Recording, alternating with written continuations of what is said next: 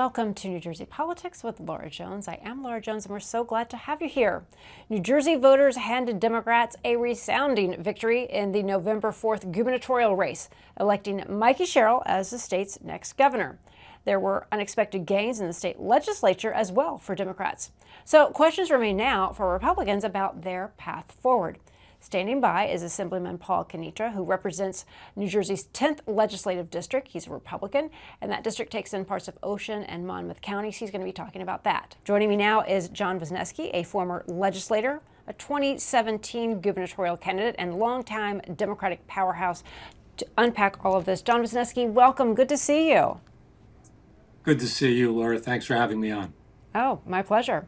Let's start with the results. It wasn't even close.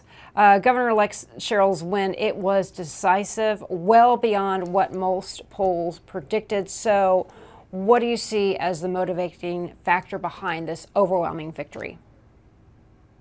Well, I think there are a couple of things that you really need to look at. Number one, Mikey Sherrill was a fantastic candidate and attracted a lot of support that wasn't part of the Democratic victory 4 years ago. Number two, Donald Trump created a rationale or an urgency by a lot of Democrats to come out and support her candidacy and the candidacy of a lot of Democrats running for the assembly.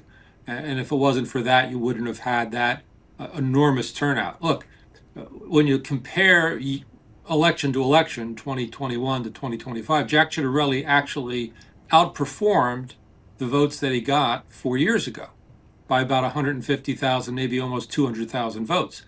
But on the Democratic side, Mikey Sherrill really outperformed what Phil Murphy got 4 years ago by huge numbers.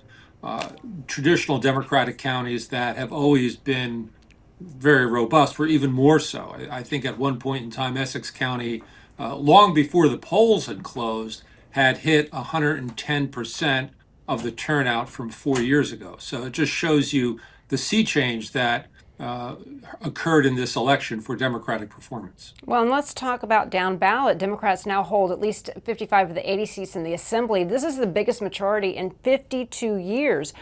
So can we talk a little bit about, that impact?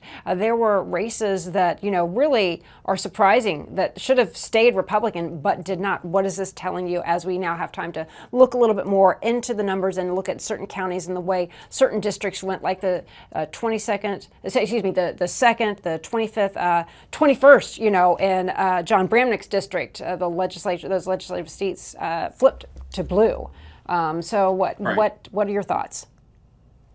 Well, certainly the most surprising was the 21st, seats that had been for a long time Republican. And when I was in the legislature, those were never seats that Democrats seriously thought they had an opportunity. But what this underscores is that over the years, New Jersey has become progressively more Democratic.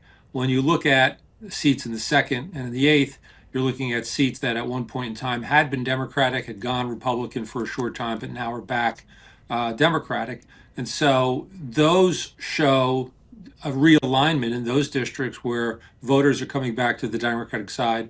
In the 21st, you're looking at a change in the demographics of that district, the Democratic votes pushing out from the traditional urban core now out into the suburban sections of the 21st district.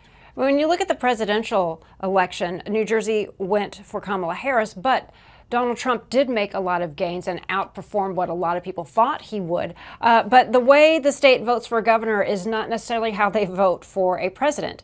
Still, Mikey Sherrill broke a number of trends. You haven't had somebody in the same party win that third term, which she did.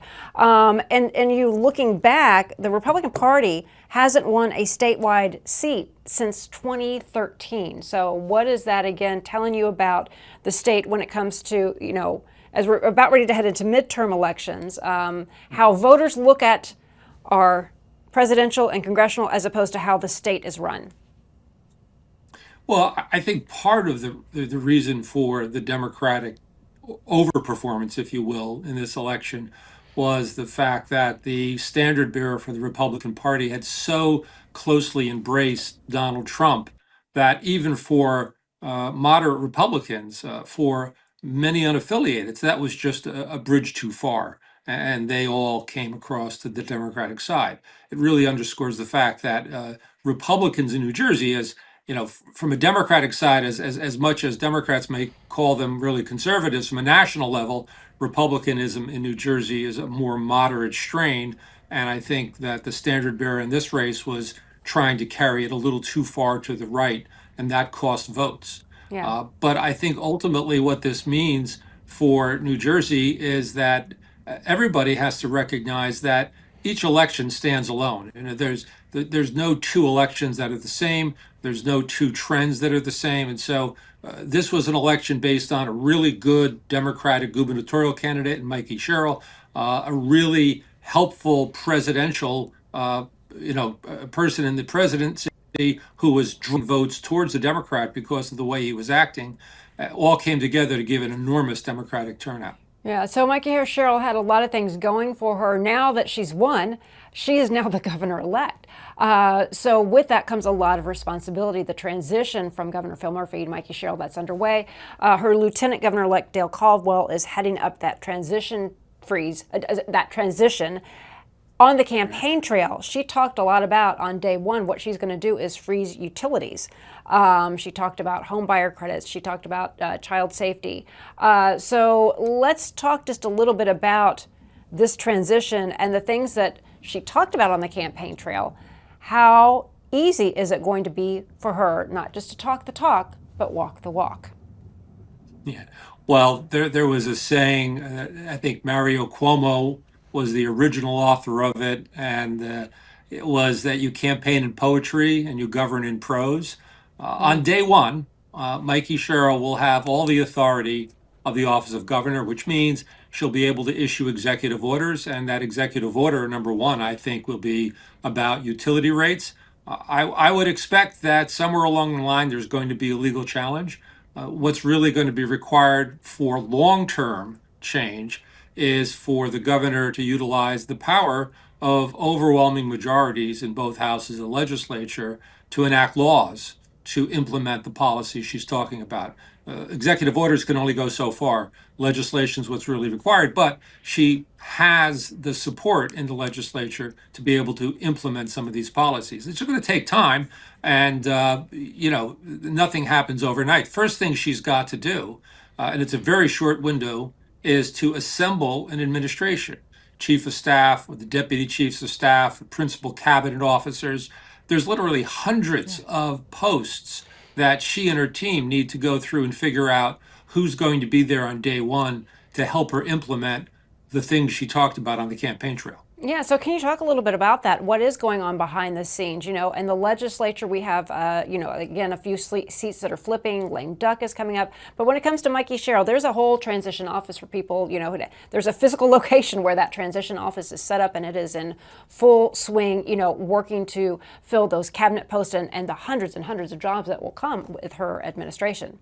And then, What about the other people who have been there as part of Phil Murphy's office for the past 8 years? I guess a lot of them will be looking for their jobs. Will there be some who stay? What can you give our viewers a little bit of insight as to what's going on behind the scenes?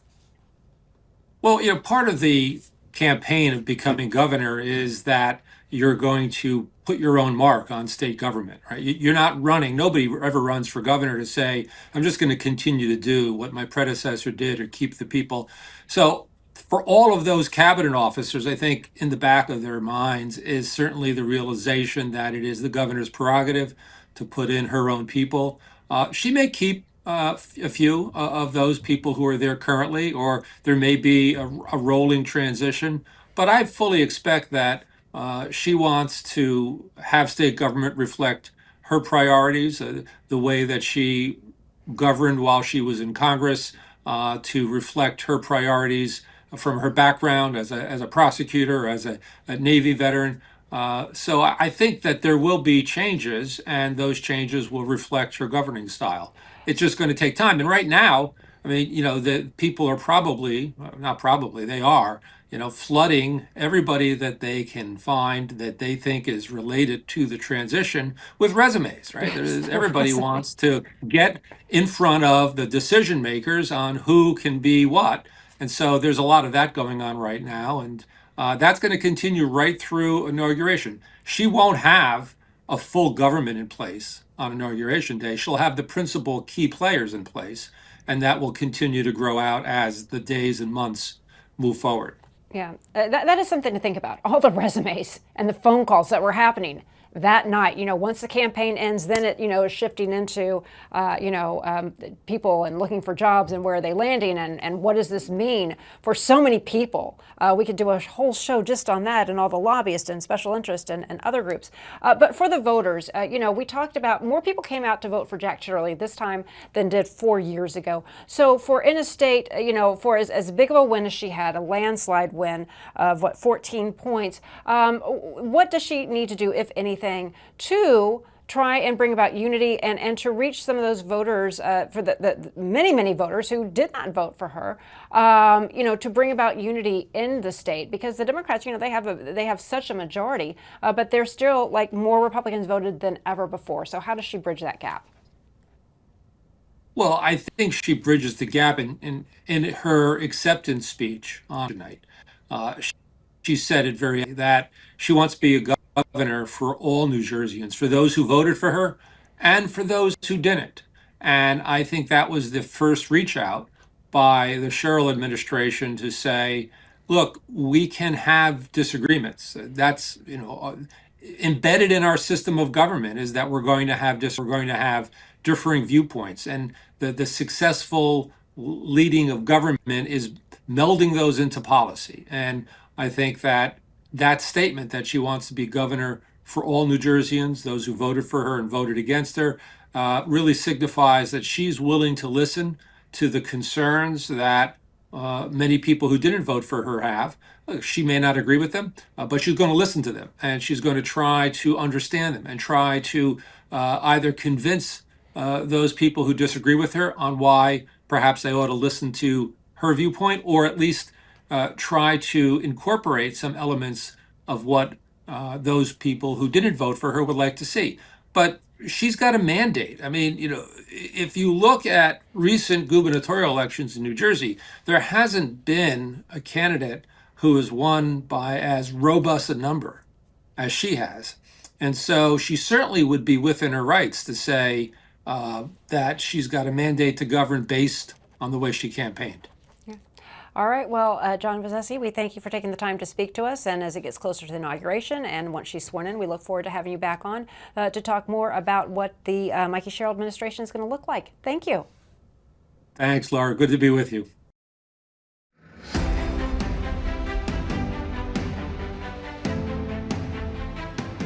Hey, New Jersey. Want to choose how you live as you age? Tune into AARP New Jersey's new show, The Power of Us, the show that celebrates aging with dignity, purpose, and joy. From protecting yourself against fraud, to staying healthy and aging in place, to finding purpose through volunteering, we've got the tools, tips, and stories to help you thrive. Join us on ONNJ and discover the power of us. At AmeriHealth, we understand what's important to you. It's why we offer some of the lowest cost health plans in New Jersey, with access to one of the state's largest networks of doctors and hospitals. Plus, with free 24/7 virtual care, you can see a doctor anytime and anywhere. And we're committed to giving back to help make a difference in our communities. Learn more at AmeriHealth.com. A health plan for everyone.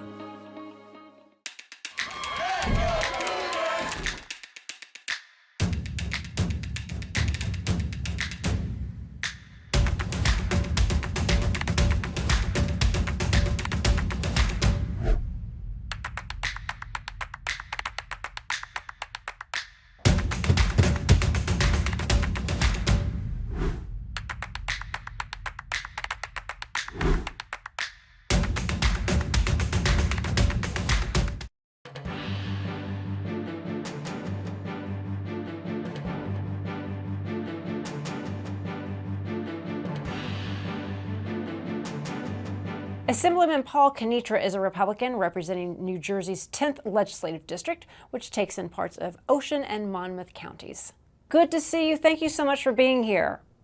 Great to be here again with you, Laura. I wish it was under a little better circumstances for the Republicans. Right. Well, Democrats not only kept the governor's office, but they also really made some, they strengthened their grip on the state legislature. So from your perspective, as a Republican who survived the night, what do you see as the biggest factors behind the Republicans' underperformance in the election? It's really unbelievable what happened when you think about it. I mean, we're in a little bit of a bubble here in Ocean County. We won 2-1 in this election. I've got a little bit of Monmouth County. They did great in most of Monmouth County as well. But let's be frank, it was a bloodbath for Republicans around the state, and almost no one saw it coming to this magnitude. Even the pollsters that had what I thought were going to be massive outliers of calling it 8 points were still off by a tremendous amount. And clearly there was an eye towards what was going on in D.C. and at the national level, and it motivated some groups to come out more than others. And, you know, Republicans, we hit the numbers we wanted to hit. It was just this massive influx of voters who normally don't come out in gubernatorial elections, only come out during presidential elections, that sunk us. And we've got a lot that we've got to do within our party here in the state if we want to be relevant again. I mean, New Jersey is a very unique state. In the presidential election, President Trump did way better than so many people expected, even though Kamala Harris won the state. But when you look at a gubernatorial race, the way the state goes for president isn't always how they go for governor. But as you've mentioned, we had 8 years of a Murphy administration where there are a lot of people who can't afford to live in the state. All of the problems were, under the leadership of not just a Democrat in the governor's office, but in the legislature and the assembly and the Senate. So you would think that, the way the pendulum swings back and forth in New Jersey, and we haven't seen it since the 60s, is somebody win that third term. So a Democrat's been in office for 2 terms, and then now another Democrat comes. So it really made history in a number of ways, as well as being a surprise to so many Republicans. Because earlier in that day, a lot of Republicans I was talking to, it's going to be a late night. Get ready for a late night, and it turned out to be pretty early. The average New Jerseyan thinks that the state is going in the wrong direction. Yet Republicans haven't had any control for eons now, and yet they still elected another Democrat to go forward. And look, voter enthusiasm is a big part of this. You touched on the Trump dynamic. You touched on the presidential elections versus gubernatorial elections. Voter enthusiasm, I think, is the crux of everything. Clearly, Republicans did not capture all of the independents who voted for Trump, all the blue-collar Democrats who voted for Trump. It appears, you look at a district like District 3 in South Jersey, it's very clear, considering that dynamic, that they went for Mikey Sherrill, and a ton of those people probably voted for President Trump, which is interesting. The 200,000 extra registered Republicans that we got over the last 4 years didn't help us either. And then you start looking at individual demographics, and it is seismic. Young women, I've seen 2 or 3 different numerical permutations here, but young women voted anywhere from 80 to 87% for Mikey Sherrill. And for the Republican Party, that is absolutely something that you can't recover from. Yeah, so as you're still looking through the data, figuring out what went right, what went wrong, again, more people came out and voted than Republicans. You all were meeting your metrics. You were meeting what you thought you needed to in order to win, right? We were. I think one aspect of this that people aren't really looking at is ticket splitting. Across the country, generally only about 3% of voters actually ticket split. That's how rare it is. Most people just go right down the line, right? And they vote for one party. Here in New Jersey, it had historically been at around 10%. that was cut in half or even more, looking at the numbers and crunching the numbers, where, again, we went right back to just going right down the line. I saw it here in Brick Township, the second biggest town in my district. Democrats had controlled it for a bunch of years, and 3 Republican council candidates swept into power, mainly as the result of Brick Township going 23 points for Jack Ciattarelli and everybody just going right down the line. So again, from my perspective, I think the key statewide, considering the deficit that Republicans are in, is going to be all about educating voters from here on out. Yeah, I mean, in the 21st district, where John Bramnick is state senator and who was a candidate for governor, the legislative seats went Democrat, and I think that was the biggest surprise of the night for a lot of people.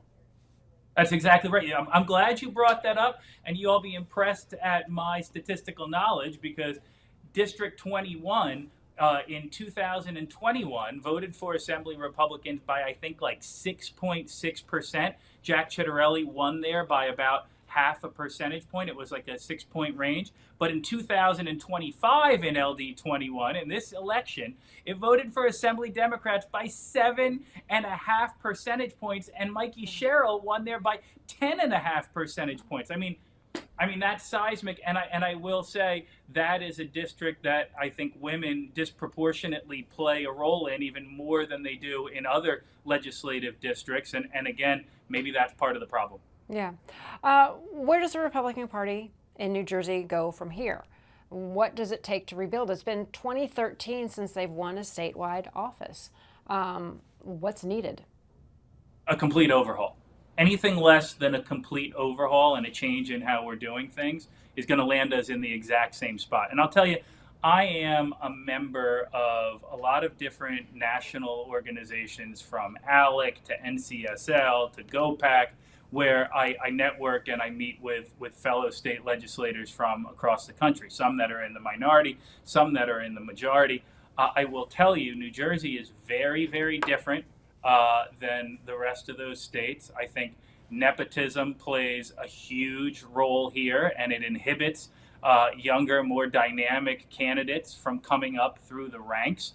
And I can tell you that the same stodgy candidates are not going to get the job done. The same old playbook is not going to get the job done. If we want to win and we have to be relevant, we have to have candidates that are different from they were in the 1990s. We have to have candidates that can resonate with their constituencies, connect with their constituencies, and form a bond with their constituencies where they go, I like that guy, I like that girl, I'm turning out and voting for him. I mean, you have more and more young people interested and engaged. How do you tap into that? We don't have the county lines that get to more or less dictate who's going to be on what place in the ballot, or almost, really have such influence when it comes to the election. But I'm still hearing, there's still a part of the network that still exists, is what I'm hearing. Well, first you have to identify them, right? You have to identify all the up-and-comers, who they are.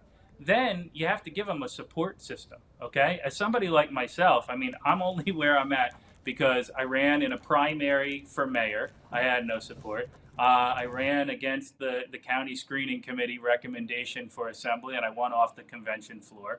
I am an anomaly in state politics.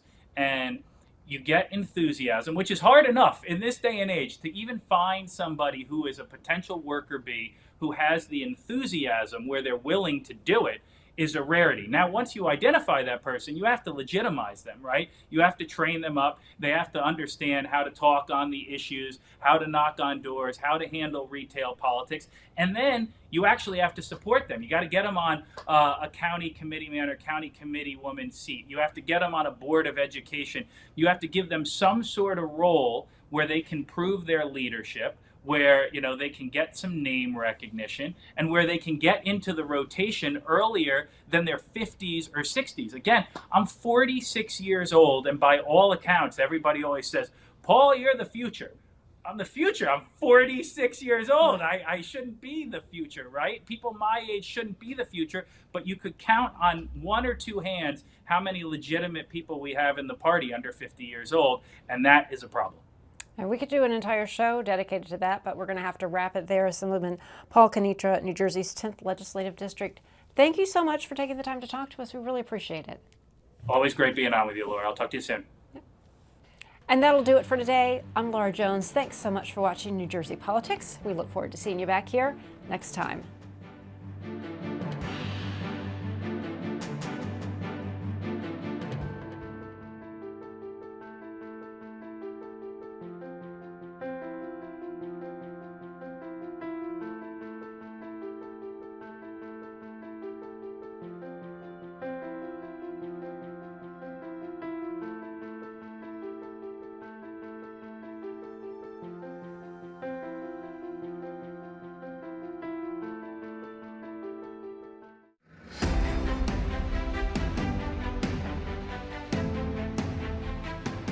Hey, New Jersey, want to choose how you live as you age?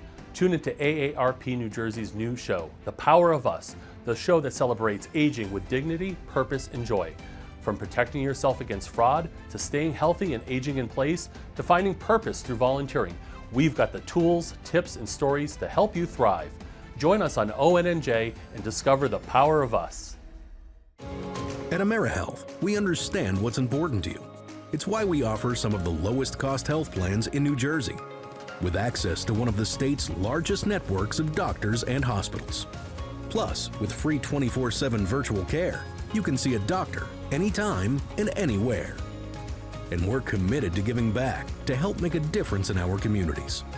Learn more at AmeriHealth.com. A health plan for everyone.